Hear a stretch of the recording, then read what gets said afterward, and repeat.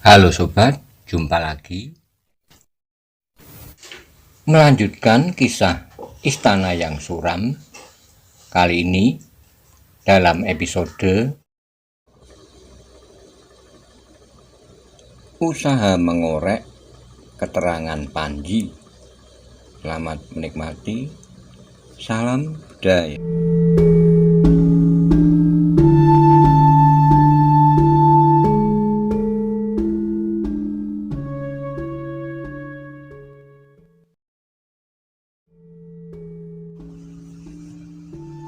Sangkan dan Kimino mengejar dengan melompati dinding tembok pula.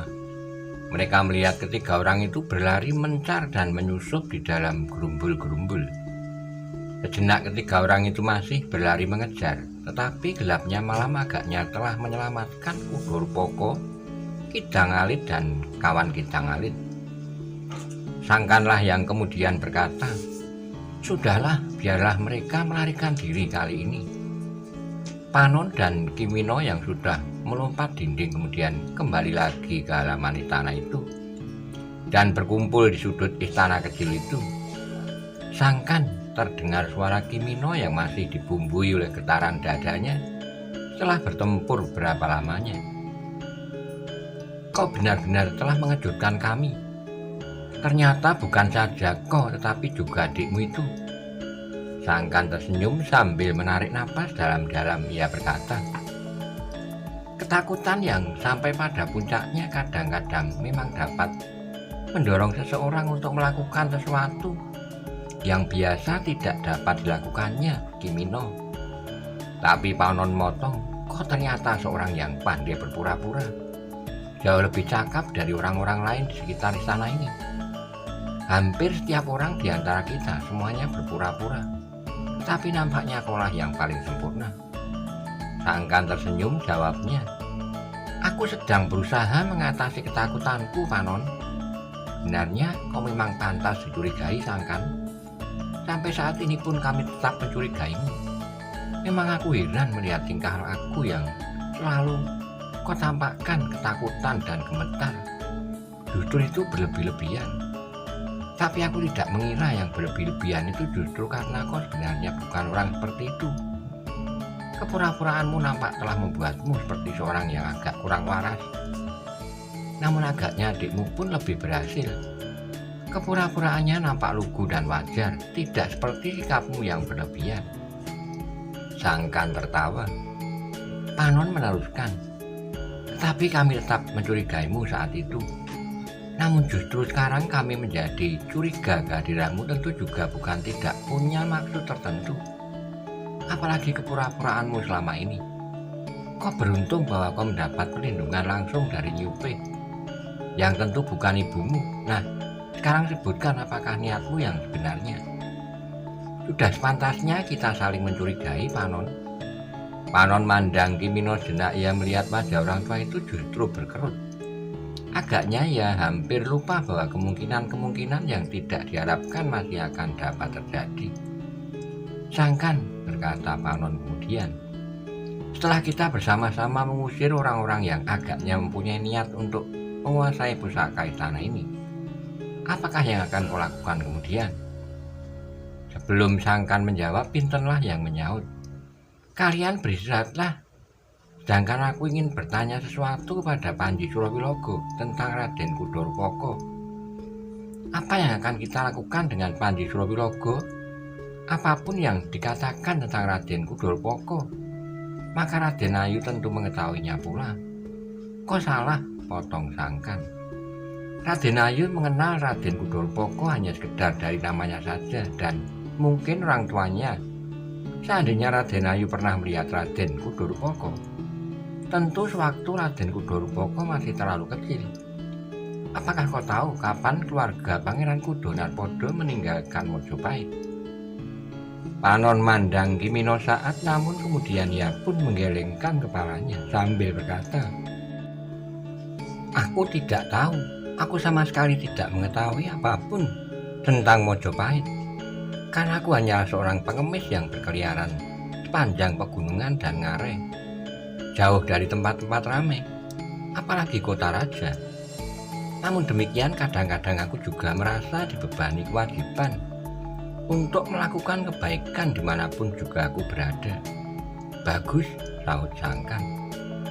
Ada kelebihanku sedikit daripadamu, bukan tentang ulah kanuragan, karena ternyata kau adalah seorang anak muda yang pilih tanding, yang dapat mengimbangi kemampuan Raden Kudorpoko. Tapi kelebihanku terletak pada kehidupanku. Aku adalah anak Nyupih, meskipun mungkin kau tidak percaya. Dengan demikian, di masa aku kecil aku mengenal beberapa orang bangsawan, saudara-saudara dari Pangeran Kudo Narpodo. Di antaranya adalah keluarga Raden Kudorupoko, putra dari Pangeran Linggarwatang, yang pada masa mudanya berada di istana saudara tuanya, Pangeran Sargolomanik, yang bergelar Adipati Alapalap. Tetapi di sana pun ia tidak lama, karena Pangeran Kudorupoko kemudian diserahkan kepada seorang guru yang tidak ada duanya pada saat itu. Kau kenal sampai bagian yang sekecil-kecilnya, Sangkan? Bertanya Kimino. Bertanyalah kepada Biyung. Ia tahu lebih banyak lagi tentang Raden Kudorupoko dan tentang para bangsawan di Mojopahit. Ia dapat menceritakan bagaimanakah Pangeran Sargolomanik gugur pada saat pertempuran. Tentu Raden Kudorupoko menyesal bahwa ia tidak dapat melihat jenazahnya dan apalagi menuntut balas kematian pamannya yang mengasuhnya seperti anaknya sendiri. Tetapi bagaimana dengan Pangeran Linggarwatang? Sangkan menarik napas dalam-dalam, kemudian katanya, Biyung tidak menceritakan tentang pangeran itu. Apakah Pangeran Linggarwatang sekarang masih hidup? Dan apakah yang dilakukannya sepeninggal Pangeran Sargolomanik? Sangkan menggelengkan kepalanya, jawabnya, aku tidak tahu, aku akan bertanya kepada Biyung. Tetapi tentang Pangeran Linggarwatang agaknya Biyung juga tidak mengetahuinya. Kimino mengangguk-angguk, namun katanya kemudian, jadi bagaimana sekarang? Sudah tentu bahwa ceritamu bukannya suatu alasan yang meyakinkan bahwa kau dapat berbuat apa saja termasuk ulah kanuragan. Sangkan mengangguk dalam-dalam, katanya, aku mengerti dan sudah aku katakan, memang sepantasnya kita saling mencurigai. Namun aku sependapat dengan Pinten bahwa kita sebaiknya beristirahat dan bertanya kepada Panji Surawilogo tentang Raden Kudorupoko. Panon menarik napas dalam-dalam, sedangkan Kimino mengangguk-angguk kecil dan berkata, baiklah Sangkan, aku akan ikut saja dengan rencanamu itu, tetapi apakah kita menyampaikan tentang segala apa yang sudah terjadi ini kepada Raden Ayu? Sangkan mengangguk-angguk, kemudian katanya kepada Pinten, pergilah menghadap, sampaikan kepada Raden Ayu dan Putrinten Prawesti bahwa keadaan sudah menjadi tenang kembali. Bagaimanakah tentang Raden Kudorupoko dan Panji Surawilogo? Bertanya Pinten. Untuk sementara kau tidak usah mengatakan apapun. Kami akan berusaha mengorek keterangan kepada Panji Surawilogo. Baru kemudian kita akan menyampaikan hasilnya kepada Raden Ayu. Tapi tunggu aku akan ikut bertanya pula. Pergilah ke dalam, kami akan bawa Panji Surawilogo ini ke bilik kami, jawab Sangkan. Jika kau ingin mendengar pula, datanglah ke bilik belakang. Pinten pun kemudian pergi ke ruang dalam, sementara Sangkan, Panon, dan Kimino telah mengangkat tubuh Panji Surawilogo yang terikat itu ke bilik belakang. Sekali-kali Panji Surawilogo meronta seolah-olah ia akan sadar dari pingsannya. Namun ikatan pada tangan dan kakinya benar-benar kuat dan tidak dapat digoyahkannya. Dalam pada itu Pinten yang tergesa-gesa masuk ke ruang dalam dan langsung ke dalam bilik Raden Ayu Kudo Narpodo. Melihat Inten dan Nyupih serta Raden Ayu masih dicekam ketakutan. Namun ketika mereka melihat Pinten masuki ruangan itu, mereka pun merasa lega. Kok tidak apa-apa Pinten? Bertanya Inten Prawesti. Belum sempat Pinten menjawab, tiba-tiba Nyupih langsung meluk Pinten. Kok terluka, Ger? Pinten mencoba tersenyum, katanya, tidak apa-apa Biyung, hanya segores luka kecil. Oh, Pinten pun menjadi tegang. Lalu kemudian ia melihat bahwa tangan Pinten masih mengeluarkan darah karena tergores oleh belati Panji Surawilogo. Nyi Upih pun kemudian menarik Pinten duduk di atas tikar sambil berkata, "Duduklah, aku akan mengobati luka-lukamu. Aku akan mencari daun metir dahulu." Tapi Pinten menggeleng katanya, "Tidak perlu Biyung, aku mempunyai obat yang barangkali dapat mengobati lukaku ini." Nyi Upih termangu-mangu sejenak, namun kemudian Pinten menunjukkan sebuah bumbung bambu kecil sambil berkata, "Bukankah Biyung yang memberikan lumbung itu padaku?" Oh, Nyi Upih tergagap. Apalagi ketika Inten bertanya, "Jadi kau mempunyai obat semacam itu, Nyai?"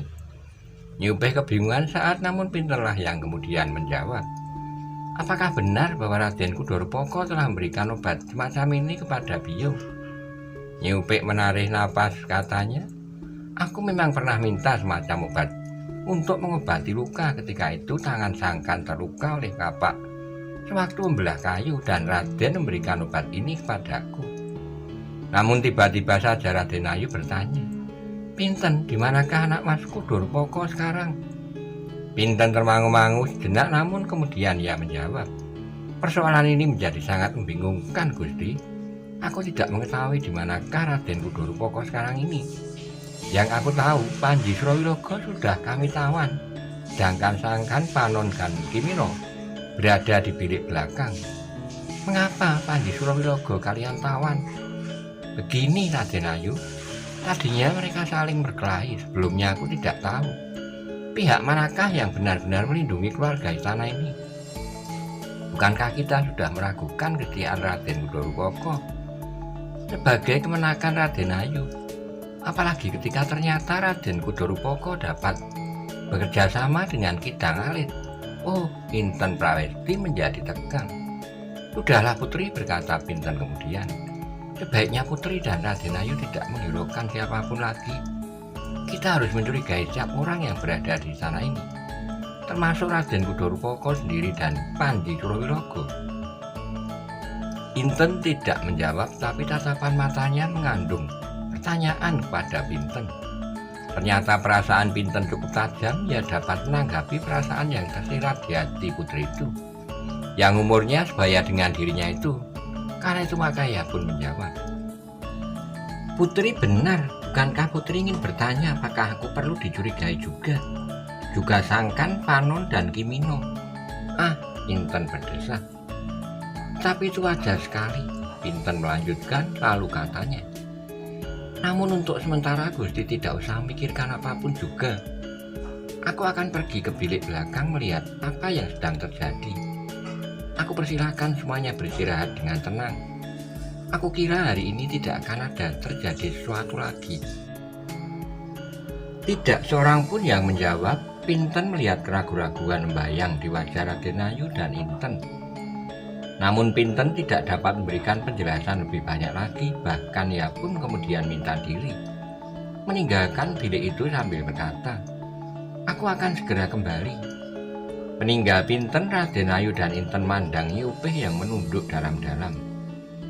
Ia merasa tidak dapat menahan tusukan kecurigaan kedua putri itu terhadapnya. Bagaimanapun juga, ia akan ikut bertanggung jawab terhadap keadaan Pinten yang tidak sewajarnya itu.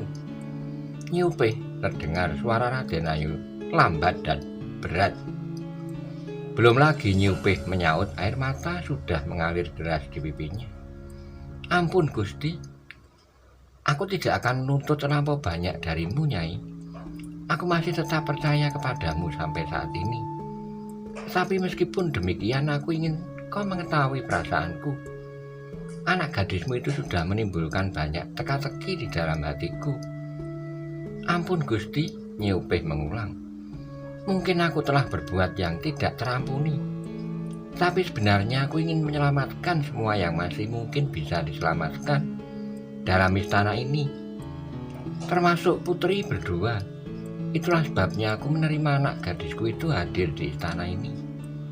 "Nyai," bertanya Inten Prawesti, "apakah kau masih mengatakan bahwa Pinten itu adalah anak gadismu?" Nyi Upih tergagap, tapi kemudian ia mengangguk. "Ya, Putri, aku ingin mencoba mengatakan bahwa Pinten adalah anakku."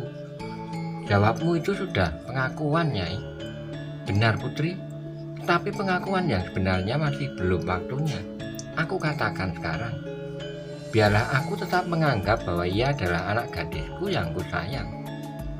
Raden Ayu menarik napas dalam-dalam dengan nada yang berat. Ia berkata, "Baiklah Nyai, tapi aku hampir pasti bahwa pada suatu saat kau akan mengatakan bahwa kedua anak muda itu bukanlah anak-anakmu.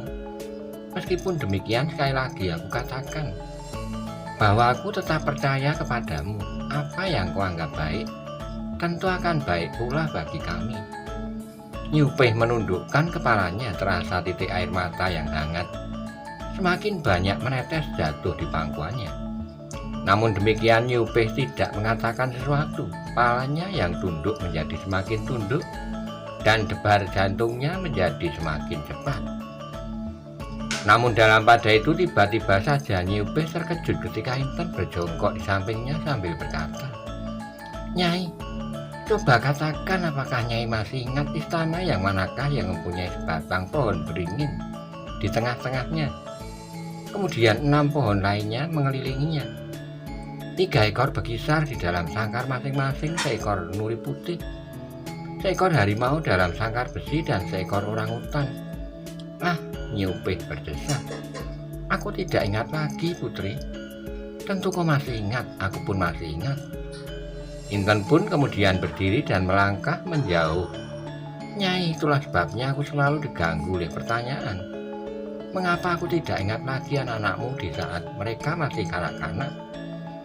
Tentu aku akan dapat mengingatnya jika sekali-kali mereka pernah mengunjungimu, meskipun mereka berada di padukuhan kecil bersama ayahnya.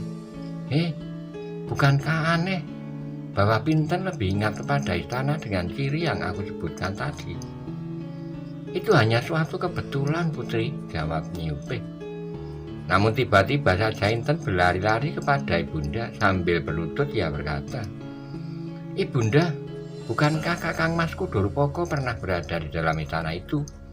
Istana yang mempunyai 7 pohon beringin." Ya, aku ingat sekarang. Kakanda Raden Kudorupoko sewaktu kecil pernah tinggal di tanah Paman Dasar Gulomanik, walaupun hanya sebentar." "Bukankah Raden Kudorupoko mempunyai seorang adik perempuan?"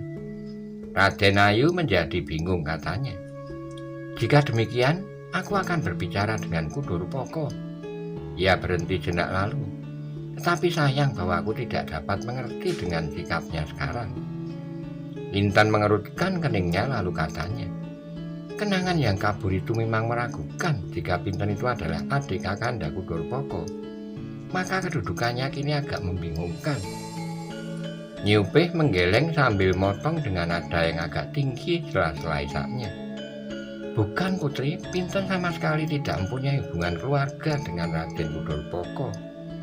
Apalagi kini mereka berada di jalan yang berseberangan, karena ternyata ia telah bersekutu dengan Ki Dangalit." Inten memandang Nyupih dengan tatapan yang redup.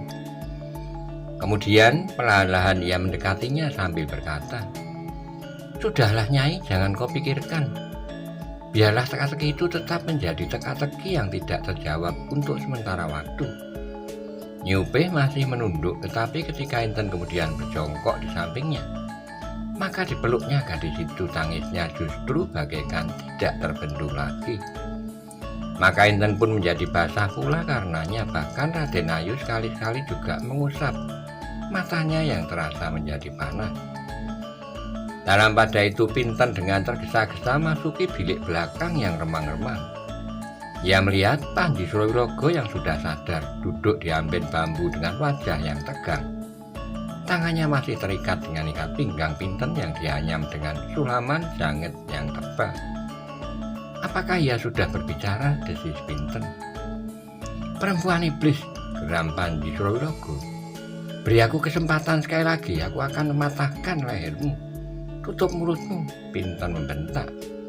"Jika kau masih tetap sombong, aku sumbat mulutmu dengan ijuk. Persetan, akan aku bunuh kau." Wajah Pinten menjadi tegang. Namun yang terdengar adalah suara tertawa sangkan. "Mengapa tiba-tiba saja kau menjadi seorang pemarah, Pinten? Ia melukai aku, mula-mula tubuhku, sekarang perasaanku." "Aku akan membunuhmu," sahut Panji Surawirogo. Tapi sekali lagi terdengar suara Sangkan tertawa, katanya, "Raden Panji yang pilih tanding, baiknya kau bercerita saja tentang dirimu sendiri. Bahkan sebenarnya kami ingin mendengar, apakah sebabnya Raden Kudorupoko mempunyai sikap yang agak aneh sekarang ini ketika ia datang dan berniat melindungi Raden Ayu. Sebenarnya kami menjadi berbesar hati, tetapi ternyata bahwa sikapnya waktu itu adalah sikap yang palsu. Persetan," geram Panji Surawilogo. "Apakah ia tidak mau berbicara?" desis Pinten. Sangkan menggeleng, jawabnya, "Tentu tidak cepat yang kita harapkan. Barangkali ia mengetahui bahwa maksud kita baik. Jika kita yakin tentang Raden Kudorupoko, maka kita akan dapat menentukan sikap yang lain. Karena menurut penilaian kami, Raden Kudorupoko tidak selicik Kidang Alit."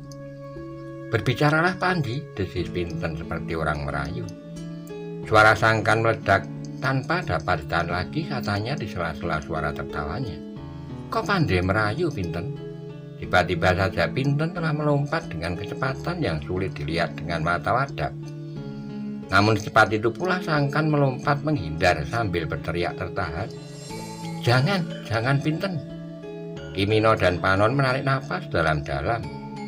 Sifat-sifat itu tentu bukannya sifat dibuat-buat, tetapi agaknya kedua kakak beradik itu mempunyai hubungan yang sangat erat lahir dan batinnya. Guruannya yang segar dan sifat kemanja-manjaan itu menimbulkan warna tersendiri di dalam lingkungan istana itu. Namun dalam pakaiannya yang khusus, Pinten tidak lagi berlari-lari mengejar Sangkan sambil menyingsingkan kain panjangnya.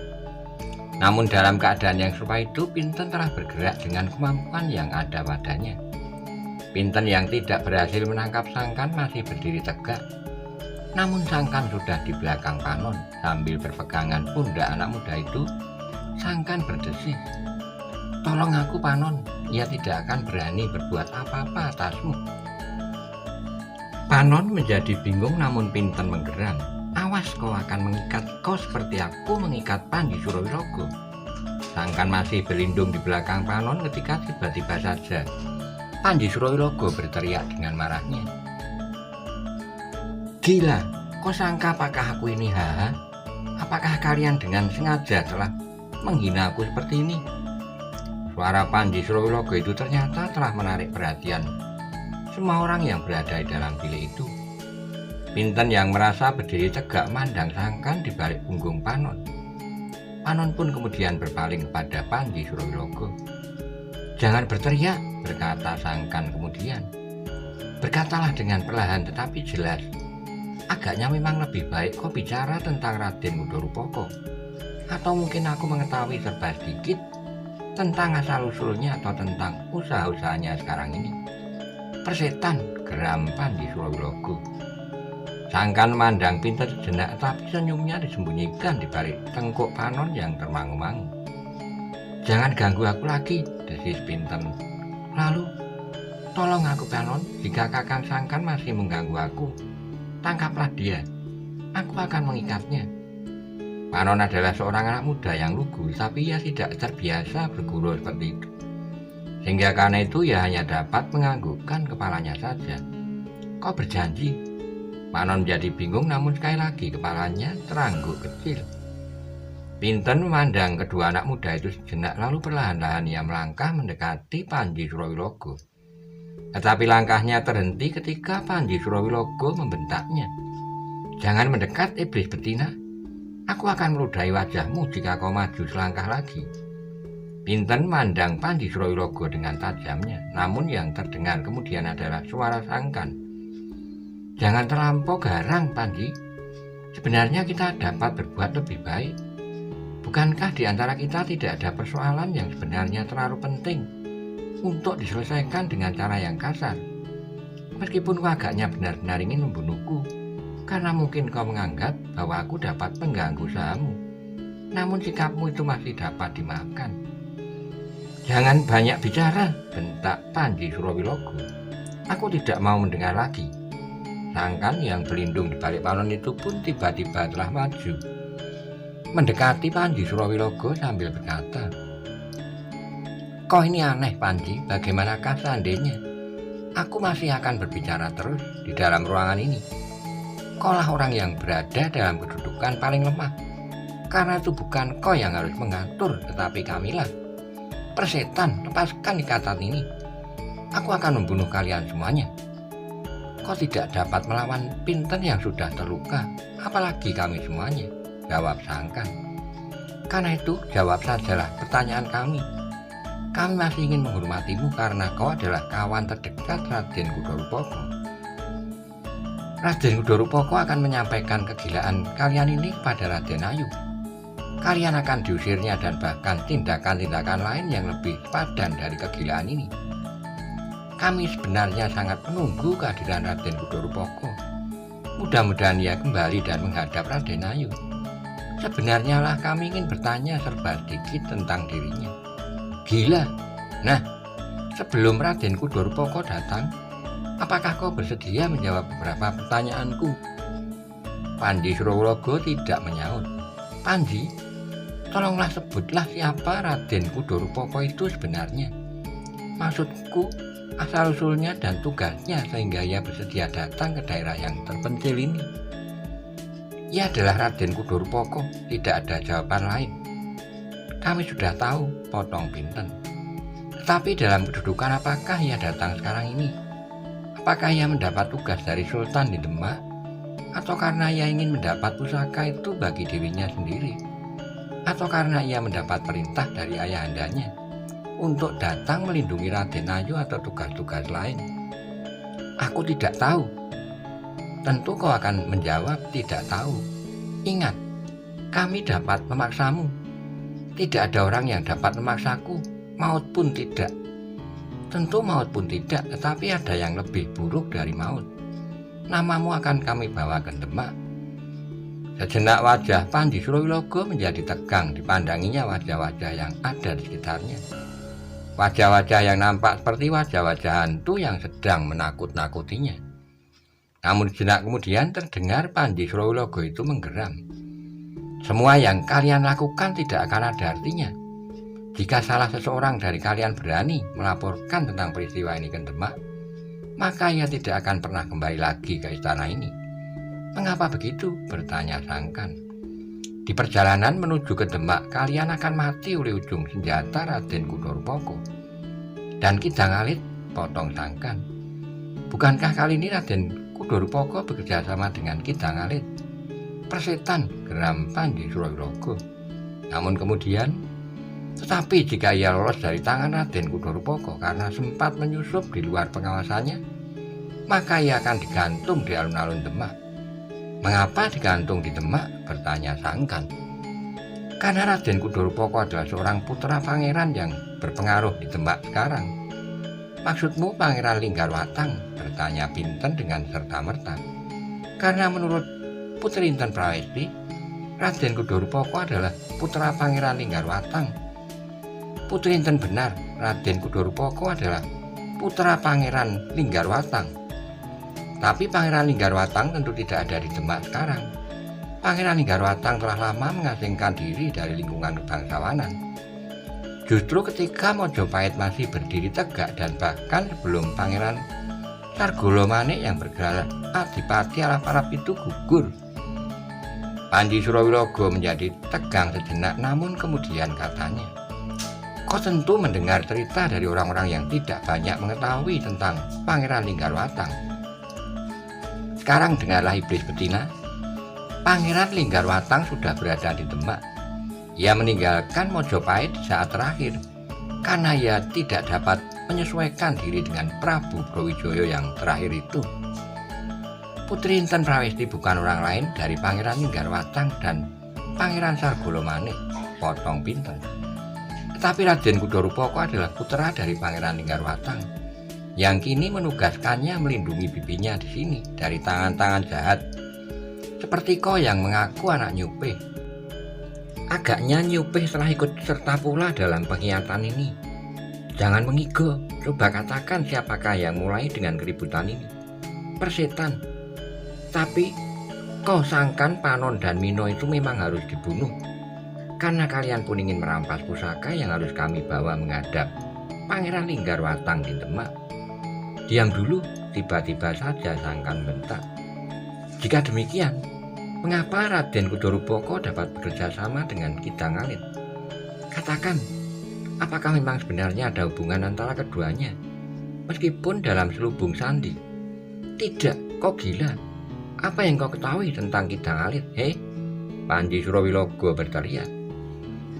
Jangan berteriak. Akulah yang harusnya membentak, bukan kau. Tutup mulutmu. Wajah Sangkan menjadi tegang.